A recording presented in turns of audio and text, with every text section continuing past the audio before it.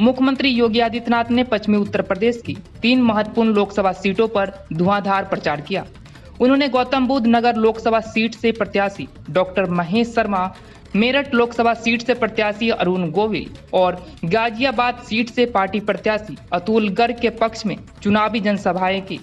इस दौरान उनके निशाने पे कांग्रेस, सपा और बसपा रही। वहीं उन्होंने कहा कि रामनवमी पर अयोध्या में श्री राम के भव्य सूर्य तिलक को देखकर हर कोई अभिभूत रह गया। उन्होंने सवाल भी पूछा, कहा कि कांग्रेस, सपा और बसपा की सरकार होती तो क्या अयोध्या में प्रभु श्री राम का भव्य मंदिर बन पाता। योगी आदित्यनाथ ने आर्थिक रूप से तबाह हो रहे पाकिस्तान की दुर्दशा का भी जिक्र किया। कहा कि एक तरफ भारत 80 करोड़ लोगों को पिछले 4 साल से मुफ्त राशन दे रहा है और अगले 5 साल तक देता रहेगा।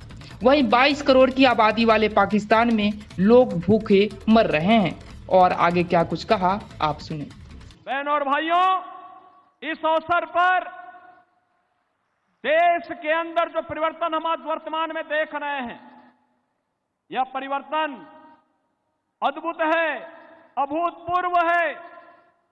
दुनिया के लिए कौतूहल और आश्चर्य का विषय है कि लोकतांत्रिक मूल्यों के साथ इतने बड़े विशाल देश को जिस मजबूती के साथ पिछले 10 वर्ष में बदल करके प्रधानमंत्री मोदी जी ने रखा है, जिस मजबूती के साथ दुनिया की सबसे बड़ी अर्थव्यवस्था के रूप में स्थापित करने का कार्य किया है, जिस मजबूती के साथ देश के इंफ्रास्ट्रक्चर का विकास हुआ है और गरीब कल्याणकारी योजनाओं के तो क्या उसकी मिसाल है आपके सामने है।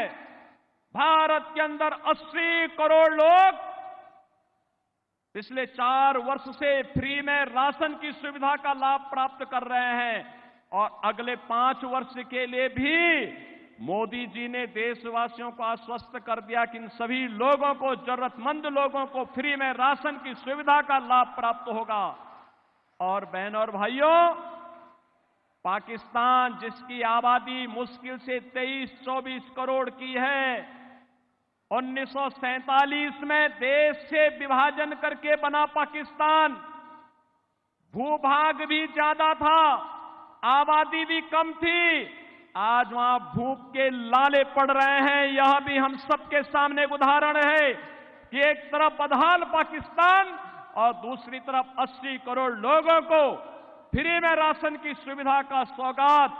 देश के अंदर एक नए भारत की उस तस्वीर को हम सबके सामने प्रस्तुत किया जाता है, जो हमें विकसित भारत की संकल्पना को आगे बढ़ाने के लिए, एक आत्मनिर्भर भारत की संकल्पना को आगे बढ़ाने के लिए, ग्लोबल लीडर भारत के रूप में आगे बढ़ाने के लिए जो कार्य हुआ है, उन सबके प्रति कृतज्ञता ज्ञापित करने का महापर्व है लोकतंत्र का ये पर्व।